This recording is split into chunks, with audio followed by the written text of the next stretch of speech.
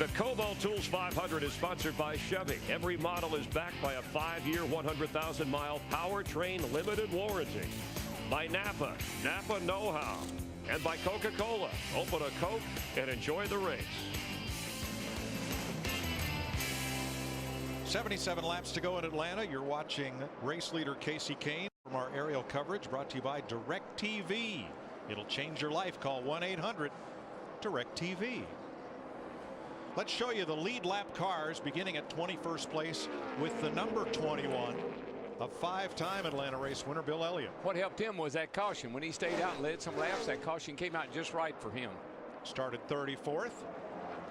Now Sam Hornish has been in the top 10 much of the day, but he slid back to 20th. Steve? And he may have a problem, Mike Joy, which is a shame.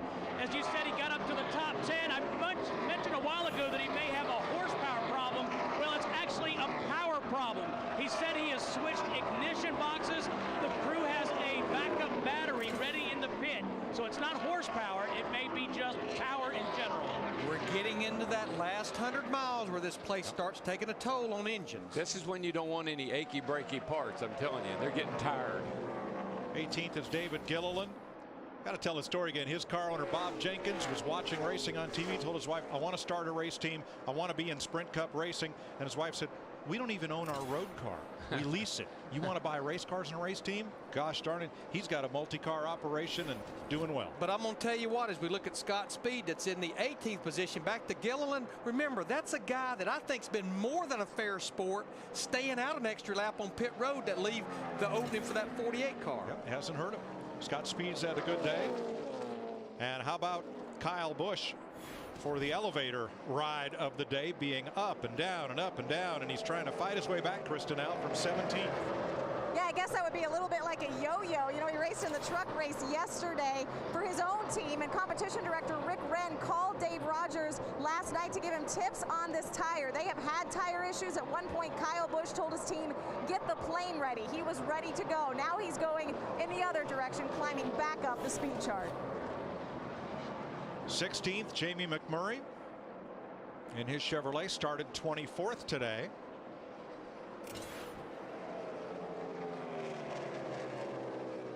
And up to 15th, Brian Vickers. He's flirted with the top 10. Vickers started 26th in his Toyota. By far the best run they've had in a long time. He's only inches off that wall all the way around. I'm telling you, he's been touching it. Now Marcus Ambrose finds himself in the 14th position, and he found himself in the middle of a hornet's nest a bit ago. Watch this. This gets a little dicey right here. 18 gives the 47 of Marcos a little love tap. He loves love. And Jeff Burton, that 31, is fighting, trying to stay the first car a lap down to get a free pass if we get a caution.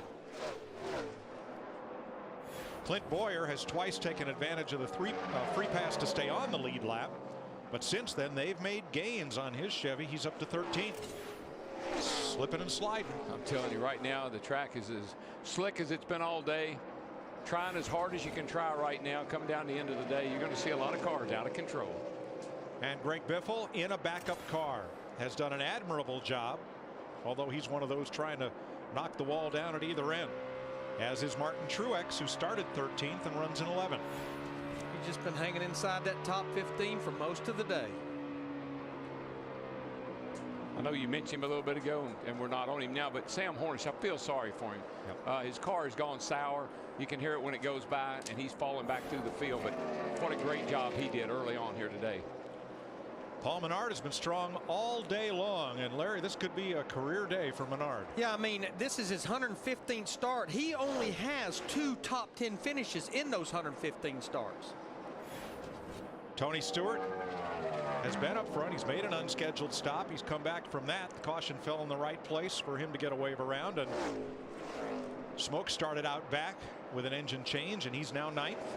And A.J. Allmendinger. We said there'd be some surprises in this race, and this is one of the top 2. Allmendinger in 8th place, giving that Richard Petty Ford a great ride today. When Paulo Montoya led a bit, ran in the top 5 a lot, and now seems to have settled in 7th place. But the big surprise of the race, Brad Keselowski triggered a caution, hit the wall, but has rebounded, Dick, to run in 6th place. Jay Guy watched the tape of last year's race, realized they needed to start off quick on the restarts. That's what they worked on. They got it. They're fast. Matt Kenseth, second of the Fords in this race in his Roush Fenway number 17, and 5th on the board. Had a decent qualifying run, which surprised him a little. He says he's not a good qualifier here. He started 14th. 4th is Denny Hamlin's Toyota. Hamlin was elated this morning when he got a text wishing him well in the race today from Michael Jordan. He's pretty jazzed up about that. It's making Michael happy. Ahead of him, the battle is for 2nd, and it's Kurt Busch and Jimmy Johnson. I got a text from Tim Tebow, said he brought my car back. Empty on gas. Yeah. You were even happier. But I definitely think this 2 car is starting to go away a little bit. And as Darrell put it, I think he's just lurking, that 48. Let's hear what the lurker had to say. 3171, what have you got now? Pretty damn good. That's way better than when it's that good. He is 2.3 seconds behind race leader Casey Kane and battling Kurt Busch, last year's winner, for 2nd. He is really good. You know how you know he's good? Because he came off that corner underneath that 2 car, and the car didn't slip, slide, get sideways, or anything else. He just powered right up underneath it. And that's the most confidence I've heard in his voice in a couple of weeks, even after winning Las Vegas last week. Steve? Mike, Kurt Busch just told Steve Addington, I'm tracking a little bit to the loose side. They're already talking about their adjustments for the next pit stop. They're going to drop the track bar and drop some air out of the front tires. Boy, that 48 car had his hands full then, didn't he? Take back what I said. Good job, bud. Good job. Let's see that again. He's trying really hard. He wants to get around Kurt here, but oh my goodness. You know what that looked like? Too much rear brake. That's right where you would apply a little bit of brake to get that car to turn. May have just stepped on that brake pedal a little too hard. And just to set the stage, we have 64 laps to go. If we stay green, we will have green flag pit stops coming up in about 12 to 16 laps. Might be the money stop. When you're doing that, though, you get your right rear tire mad. Can Jimmy Johnson make it 3 wins in a row?